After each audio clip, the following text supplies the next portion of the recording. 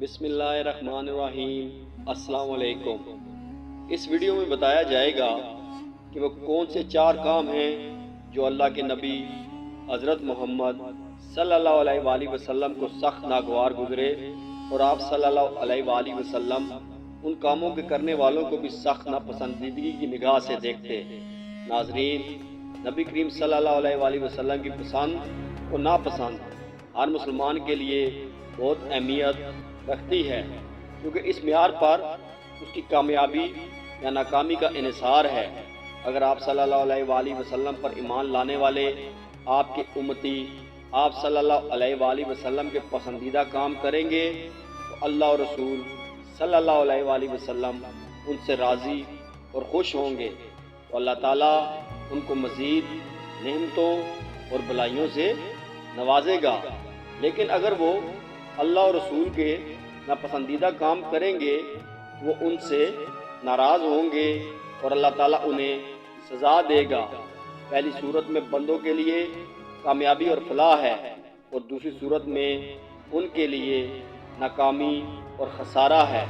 لہذا ضروری ہے کہ ہم دنیا اور آخرت میں اپنی کامیابی اور فلاح کے لیے صرف وہی کام کریں جو اللہ تعالیٰ اور نبی صلی اللہ علیہ وآلہ وسلم کو پسند ہیں، اور جن کے کرنے کا ہمیں حکم دیا گیا ہے، وہ حکم ہمیں قرآن مجید کے ذریعے سے دیا گیا ہے یا سنت کے ذریعے سے۔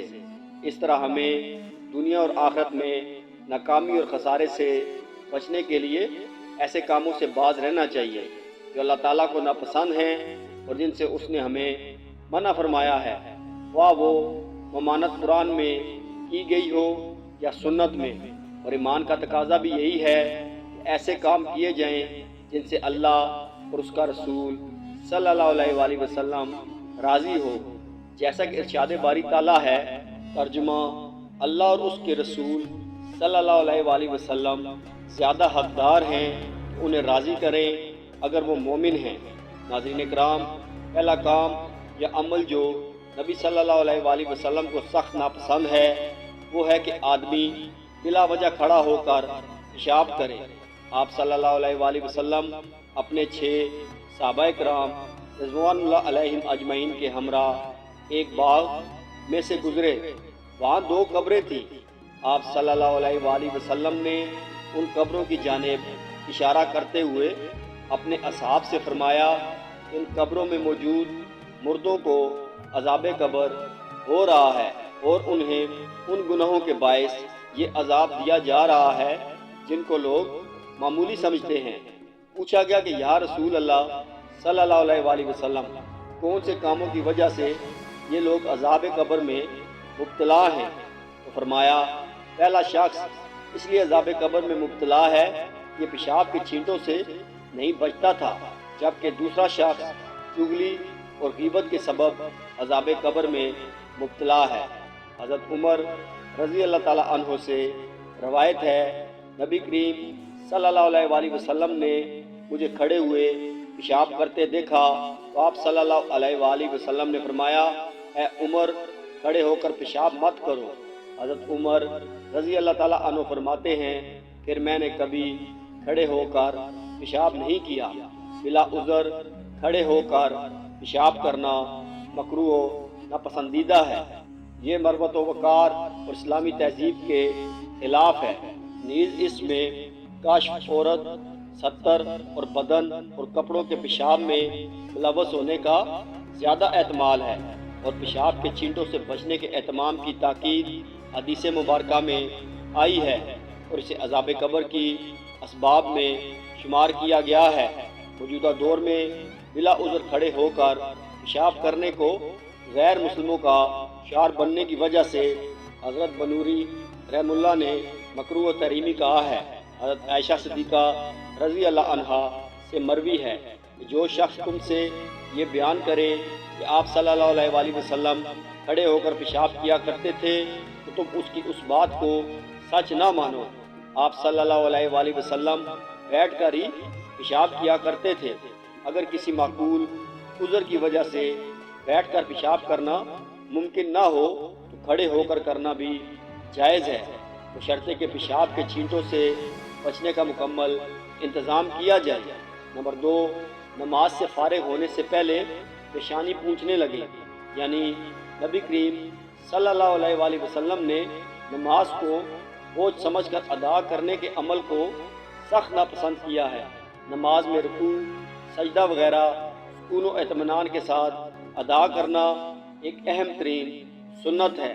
اگر نماز میں رکوع سجدے وغیرہ اطمینان کے ساتھ نہ ادا کیے جائیں بلکہ کوے کے چونچ مارنے کی طرح جلدی جلدی ادا کیے جائیں تو نماز ناقص و مکروہ ہوتی ہے اور نماز کا ثواب بھی گھٹ جاتا ہے۔ آدمی جب باقاعدہ وقت نکال کر نماز کے لیے مسجد آتا ہے تو اسے اچھی سے اچھی نماز پڑھنی چاہیے تاکہ نماز کا پورا ثواب ملے۔ محض چند منٹ بچانے کے لیے اجلت و جلد بازی کے ساتھ نماز پڑھ کر نماز ناقص کرنا اور کم ثواب پر راضی ہونا عقل مندی نہیں ہے۔ نمبر 3، اذان سنتے ہوئے کلمات اذان کا جواب نہ دینا نبی صلی اللہ علیہ وآلہ وسلم کے نزدیک سخت ناپسندیدہ عمل ہے۔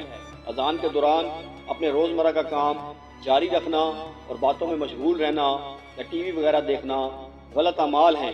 اذان ہوتے وقت خاموشی سے اذان کو سننا اور اذان کا جواب دینا مستحب ہے، اور اذان کے وقت باتیں کرنا مکروہ ہے۔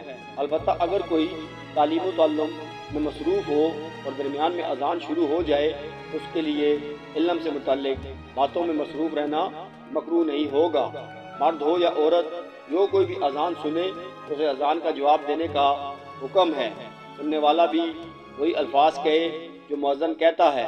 حضرت ابو سعید خدری رضی اللہ تعالیٰ عنہ سے روایت ہے کہ حضور نبی اکرم صلی اللہ علیہ وآلہ وسلم نے فرمایا، جب تم اذان سنو اس طرح کہو جس طرح مؤذن کہہ رہا ہو، لیکن جب مؤذن حی علی الصلاۃ اور حی علی الفلاح کہے تو سننے والے کو یہی الفاظ نہیں بلکہ لا حول ولا قوت الا باللہ کہنا چاہیے۔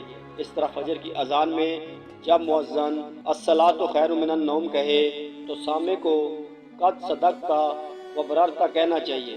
حضرت علی رضی اللہ تعالیٰ عنہ کے پاس ایک شخص حاضر ہوا اور کہنے لگا کہ حضرت میں بہت مالدار تھا لیکن اب میرا کاروبار بالکل ٹھپ ہو چکا ہے اور میں قرض دار ہو چکا ہوں، کوئی ایسا عمل بتائیں کہ میرا کاروبار پھر سے پہلی والی حالت میں واپس آ جائے اور مجھ پر جو قرض چڑھا ہے وہ بھی ادا ہو جائے۔ تو آپ رضی اللہ تعالیٰ عنہ نے اسے اذان کا ادب و احترام کرنے، اسے مکمل خاموشی اور یکسوئی سے سننے اور اس کا جواب دینے کا مشورہ دیا۔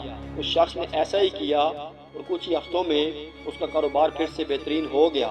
نمبر 4، نبی صلی اللہ علیہ وآلہ وسلم کو یہ بات بھی سخت ناپسند تھی، وہ یہ کہ جب کسی شخص کے سامنے نبی صلی اللہ علیہ وآلہ وسلم کا نام لیا جائے اور وہ نبی صلی اللہ علیہ وآلہ وسلم پر درود نہ پڑھے۔